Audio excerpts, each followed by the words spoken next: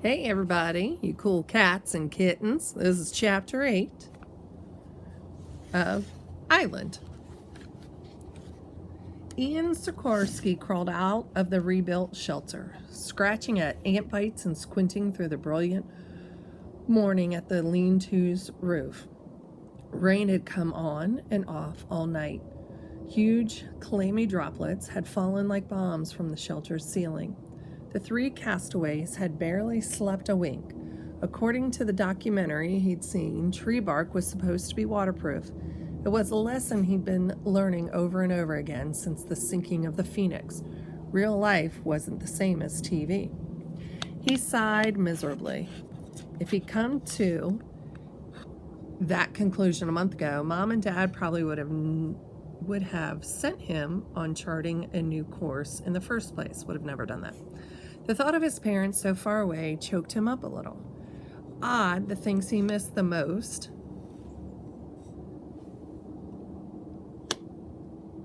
the labeled diagram of the solar system that hung on his wall. He couldn't remember the names of the two of Saturn's moons, his goldfish, Dot and Cam, even his mother's pot roast, which was particularly lethal, and the sound of his father practicing his trombone. He forced himself to concentrate on the problem at hand. Let me turn this, guys. Well, that's not going to work. Let me come back. He forced himself to concentrate on the problem at hand. Did the roof need more bark? Different bark? Bigger pieces laid out in a new pattern? Mud for mortar? Maybe. Luke would know. He always knew what to do. It wasn't that he had so much information. He just knew exactly how to use the information he had. Ian could memorize the encyclopedia and still not be able to come to the courageous decisions that Luke made every day. If there was one good thing to come out of the horrible situation, it was getting to know a great guy like Luke Haggerty. The rain began again. At least the Discovery Channel had been right about that. The tropics were wet in the summer. Look on the bright side, he told himself. Rain meant drinking water. The castaways still hadn't found a freshwater stream or spring on the island. There probably wasn't one. They were rare on small cays like this. That meant they would have to survive on what fell out of the sky. He walked over to the spot on the beach where he had stuck 28 coconut shells in the sand to serve as rain catchers. Along with them was a yellow rubber rain hat, which Ian had rescued from the burning Phoenix. Full marks to TV for that. The hat had been their only source of water on the raft. Each shell held maybe a couple of inches of water, less than the hat, which was wider. It was another example of how TV and reality were two different things.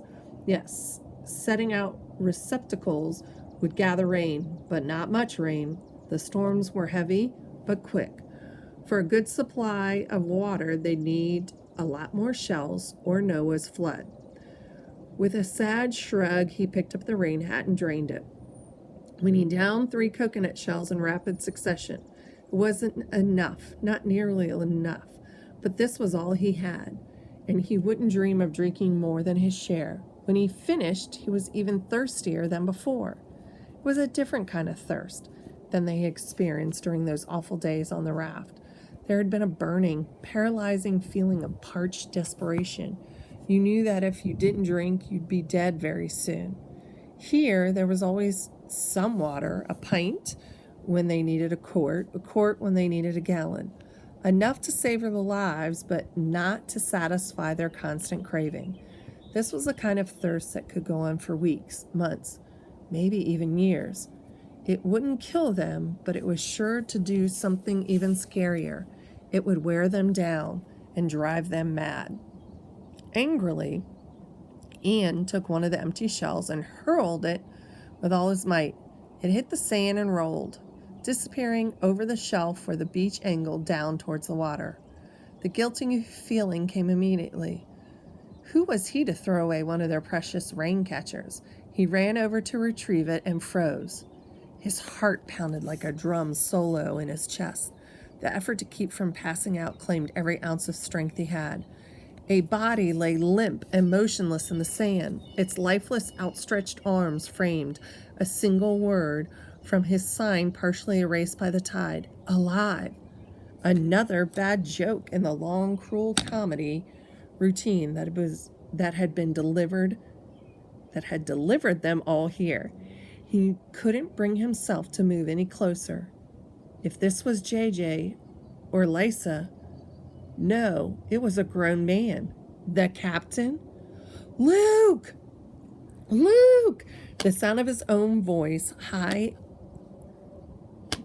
thin, and very pitched, terrified him. It must have terrified the others too, because they came running. All three fixed their eyes on the huddle shaped and moved slowly toward it as though they were wading through molasses. Oops.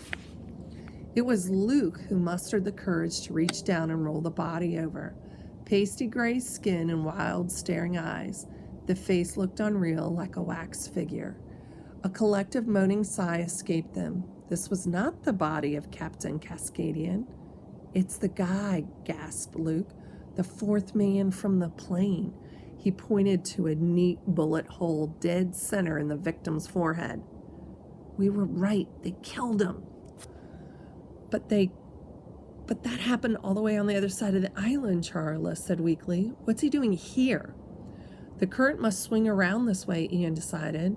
He couldn't take his eyes from the fatal wound. Whatever blood that had been there had been washed clean by the hours in the ocean. Now the bullet hole was exactly that, a hole on empty space. In the past 2 weeks, they had all come to know death. Captain Cascadian of the Phoenix had been swept overboard. Their shipmates Lysa and JJ had been lost at sea. They had all seen Will descend into unconsciousness and then a fevered amnesia that could cost him his life. But this was the first time any of the castaways had ever been face to face to a real, dead body. It was stunning, gut-wrenching, horrifying, yet oddly mesmerizing. None of them could take their eyes away. But it also presented an awkward problem. Charla was the first to bring it up. What are we going to do with him? We can't just leave him here, Ian put in. His body will decompose, and birds and animals will... His voice trailed off. When would he ever learn to shut up? No one wanted to hear it. We'll give him a decent burial, Luke said suddenly. I know people who never got funerals, no matter how much they deserve them. We've got the chance to bury one guy. Let's take it. As soon as the words were out of Luke's mouth, Ian knew it was the right choice. He was full of admiration. That's what it takes, he guessed, to be a leader. In his own mind, Luke wasn't so sure. Burying a fully grown man was going to be a huge job, especially without shovels or any kind of digging equipment. They were probably still weak from the raft. They had eaten nothing but fruit in over a week. They were getting water, but not much. Yes, this was the right thing to do, but did it make sense? No one wanted to touch the body any more than absolutely necessary. They rolled the dead man over onto the blackened cabin top and carried it like a stretcher into the jungle. Let's take it far in, Charla suggested. Luke understood instantly and agreed. This man could not hurt them now, but a grave was a reminder of death. They buried him in the nearby woods where they foraged for food and firewood. They would be inviting death into their daily lives. The body was heavy. The going was rough. Some groves of trees were so dense that the raft wouldn't fit between the trunks, so they were forced to change direction. On they trudged. They kept going mostly because they didn't know where to stop. They were kids on a boat trip. How could you have been ready for all that had happened? Shipwrecked, adrift at sea, marooned, and now this. Luke, crazy, Luke thought. The guy was dead. He wasn't exactly going to be enjoying the view. What difference did it make where they buried him? He stopped. Right here, he decided. Then came the digging. They had no tools, so they used their bare hands. A crisscrossing lattice of thick vines had to be torn away. It was filthy work. The three were soon covered in dirt, which mixed with dripping sweat to form a layer of slimy mud. Was this how Will was living in the middle of the jungle? Bugs everywhere, worms the size of gardener snakes, huge winged cockroaches, giant slugs, strange fat caterpillars, bogworms, Ian called them. Was it crazy to think that Will was alive somewhere in this never-ending wilderness? They hadn't seen so much of a trace of him in 3 whole days. Maybe his memory had come back and he was trying to find them. But he was lost in this vast sameness of the jungle. There were so many ways to get hurt out here. An unseen vine, a bad fall or broken ankle. He'd be at the mercy of the snakes. No way to get food or water. Don't think, dig. The hole took over an hour. Finally, they lifted the body off the raft, dropped it inside the grave, and filled in the dirt. For Luke, even the burning and sinking of the phoenix had been easier to stomach than this terrible task. The others felt it too, an overpowering desire to put this gruesome experience behind them. "Let's get out of here," Ian panted when the last handful of dirt was in place. "No," Luke said simply. "Come on," said Charla. "This is creepy. We buried the guy. Let's beat it." "Not yet," Luke insisted. "Somebody should say something." "We don't even know his name," she complained. "He's probably got a driver's license or passport or something like that," Ian put in. "We never checked." Charla was impatient. "You want to go digging for it?" "Let's just get it over with," said Luke. He'd only been to 1 funeral in his life, his great uncle's. His parents had gotten him all decked out in his best suit. He looked around. He and his fellow castaways were clothed in ragged shorts and t-shirts, ripped, faded, salt-encrusted, and filthy with mud. Their sneakers were battered and full of holes. They weren't exactly dressed to deliver a eulogy. Not knowing what to do, Luke stood at attention as if they were playing the national anthem at a ball game. Ian put a hand on his heart. "For all we know, you were a bad guy, and you got exactly what you deserved," Luke began. "But maybe somebody somewhere is going to miss you the way our families miss us. They won't know where you are, or why you didn't come home, or what's happened to you. And that's got to feel pretty sad." A muffled sob escaped Ian. Charla put an arm around his shoulders. "Or maybe that person misses you the way we miss Lisa and JJ, who never got any funeral, not even a lame one like this. Or maybe it's more like Will. We know he's out there, but..." His voice broke. All 3 of them were crying now. Even at the times of greatest desperation on the raft, they had never wept like this. The sun was high in the sky, more than half the day wasted. Suddenly, Luke's sorrow transformed itself into a flare of anger. Anger at the judge for sentencing him.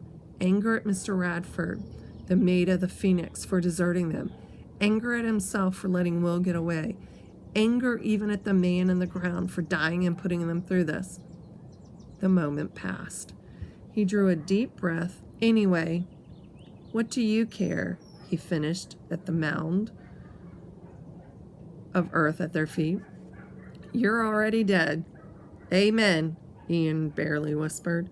"Rest in peace," added Charla. The ocean, thought Luke. That was the only way to cleanse them of their horror. A good long swim. He bent down to pick up the raft. "Wait," Ian exclaimed suddenly. The younger boy was pointing at a small gap in the underbrush not 10 feet from the gravesite.